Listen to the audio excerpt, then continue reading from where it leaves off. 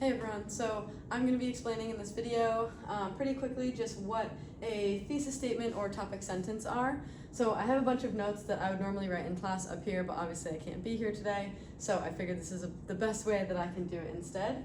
And this is really important for moving forward and understanding how to start your literary analysis paragraph. So this is really the first step, but it's also probably one of the most important, and it's what's going to set you up really well later for making your writing a lot easier. And if you set this up in a really good way, it will make the rest of the process of writing the paragraph a lot easier than it would be otherwise. So, a thesis statement or topic sentence, they're pretty similar, but they're a little bit different, and it's kind of dependent on the situation. But both of them fundamentally do the same thing. Both are sentences that explain the central idea or the main point of writing. So basically, a thesis statement will be used in a lot more situations. It'll be used in essays and research papers and almost anything longer than a paragraph. But since we're doing a paragraph assignment for this literary analysis, I wanted to focus also on topic sentences so that you know that when I use the word thesis statement, I'm referring to the same thing. So in a paragraph, the thesis statement, or otherwise known as the topic sentence of the paragraph, is the first sentence of the paragraph. So it would come at the very beginning. It's the first thing that you say because you only have a paragraph to say what you're going to write about. Versus when you have an essay and you have lots of room to say what you're going to write about, and you're going to have background information, and you're going to have different paragraphs breaking down different pieces of evidence, and you're going to have intro paragraphs and conclusion paragraphs. In that situation, in an essay or anything longer than a paragraph, it's always called a thesis statement. And the thesis statement is going to be the last sentence of the intro or the first paragraph in an assignment. So fundamentally, they do the same thing. They're both meant to explain the central idea or the main point of writing. It introduces the writing so that the reader, when they're reading it, they pick up your writing, and they read the first sentence and they know what they're going to read about in the rest of the paragraph. They know what the writing is going to be about, and it makes it a lot easier for them to understand. So both of these do that same thing of trying to get that main point across.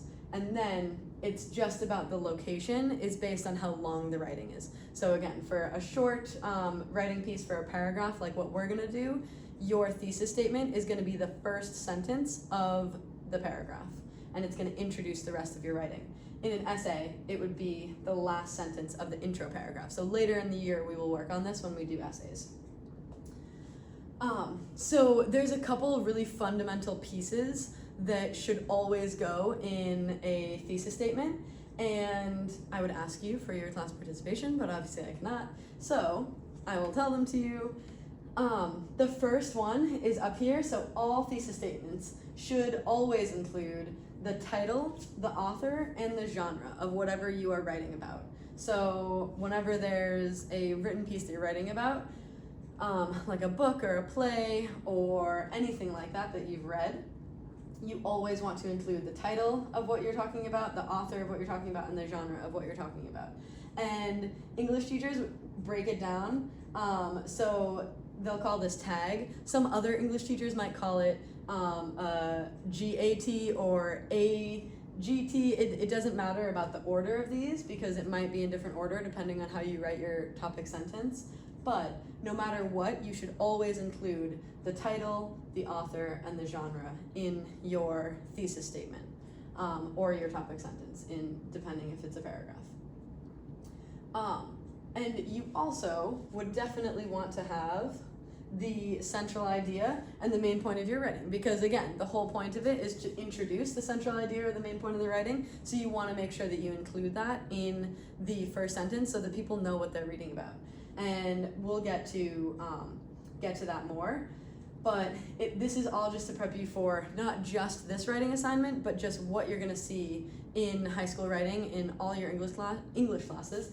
And I just want to prep you for not just my style of teaching and the way that I typically have things done in this class, but also in other classes and English classes next year or in the rest of your years of high school, because this is one of those tough things about English, is that it's really subjective, which means it's really a lot of the time up to opinion, and it's not a fact-based science that you can say, like, this is the definitive answer and this is the definitive way that you do it. Instead, it has to be a lot of preference and opinion. And so I want to prepare you not just for my English class, but moving forward into all of the English classes that you will take.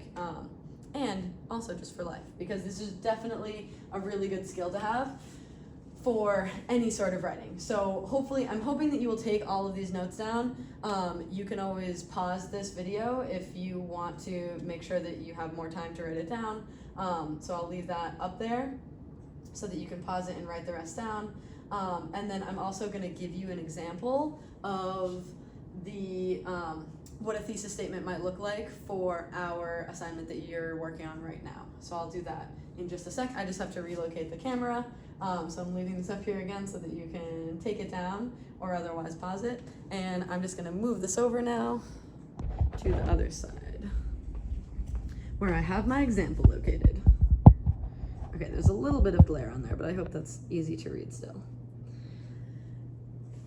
Okay, so for this writing assignment, you are going to be working on a paragraph. It's a literary analysis paragraph, and you are focusing on why William Shakespeare used specific types of poetic language in his writing of Romeo and Juliet to show something. And that's the toughest part. That's what's up to you.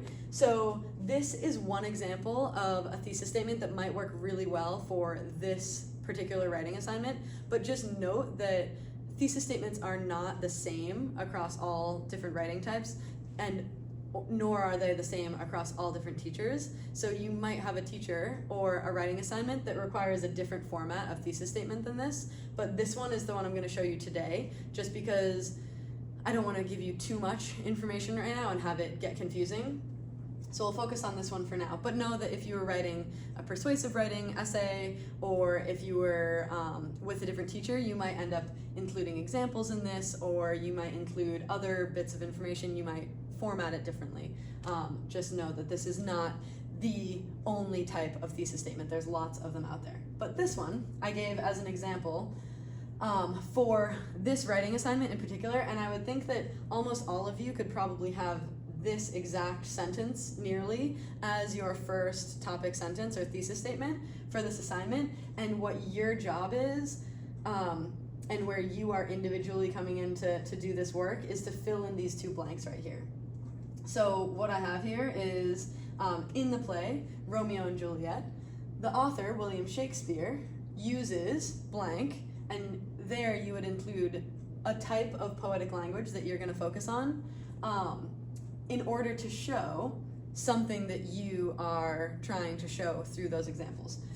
So in this first piece, or in this first blank rather, the type of poetic language that you're going to focus on for this, I think the easiest two that you could do for this, and what I would suggest that every one of you do, is either symbolism or hyperbole, because both of those have really, really strong examples, and they also can be really easily translated and figured out for this next piece here, which we'll talk about in just a second. So if you were to do symbolism, you would simply fill this in. You'd say, in the play Romeo and Juliet, the author William Shakespeare uses symbolism in order to show something about the characters in the play, or a specific character or something like that. You could also say, you could be more specific, and you could say, in the play Romeo and Juliet, the author William Shakespeare uses the symbolism of light and dark, or black and white, or animals, or anything like that, any different type of symbolism, in order to show, again, something about the characters, or about the way that they interact, or their characteristics, their strengths, weaknesses, anything like that. So this, again, you are filling in this blank here with a type of poetic language. If you were doing hyperbole, for example, you could say, in the play Romeo and Juliet, the author William Shakespeare uses hyperbole in order to show how overdramatic Romeo is, or something like that. So the second piece of this is, I think, the trickier part, just because this is more up to you and what you find from the writing yourself or from the reading yourself. So you are trying to find a type of poetic language, and then you're finding 4 examples of that type of poetic language. So 4 examples of hyperbole, or 4 examples of black and white symbolism, or something like that. And then you are trying to say why William Shakespeare did that. Why did he include that in the play Romeo and Juliet? What was he trying to say about certain characters, about their relationships, or about the way that they interact, or just about love in general? And so this piece is a little bit more open-ended, because it's what you think William Shakespeare was trying to say in his play Romeo and Juliet by including this type of poetic language that you picked. So hopefully, because today is the first day where you're really working on the writing portion of this, you have found examples, and maybe you can use those examples, the ones that you found on that sheet a little while ago when I taught you about poetic language. So you could definitely use those examples, but you don't have to. So you can definitely still be in the stage of finding evidence for this and finding examples, and you don't have to be done with that yet. And in fact, it might be helpful once you make this thesis statement to then go and say, okay, you know what, one of my examples is not actually the strongest here, and I'm going to switch it instead to this example because it's much stronger. So there's definitely a lot of reworking that you can do, and also know that when you finish this thesis statement right here, and again, this is the first sentence of your paragraph, this is not set in stone. You can definitely rework this, you can change it as you're going. If you find that you can get more specific, you can definitely do that. It depends on your examples, so just make sure that today, I would say the definite goal would be to get this down and to fill in these 2 blanks as best you can, and then we will work on them, and I will conference with you individually and make sure that this works, and that you understand what, first off, type of poetic language you're using, and also what you are trying to prove that William Shakespeare was doing with that and why he was using it.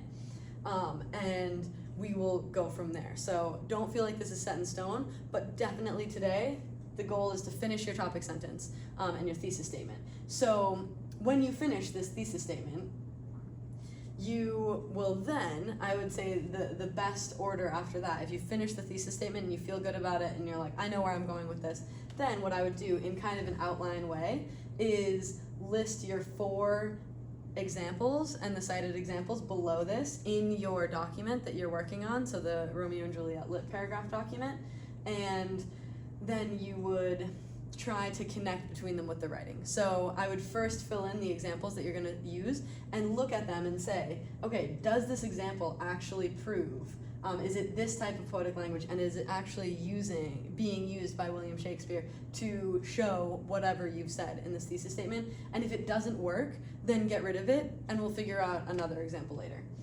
So that's the goal for today, and then if you finish getting all 4 examples, then try to start writing them together so that you have them all in this cohesive paragraph.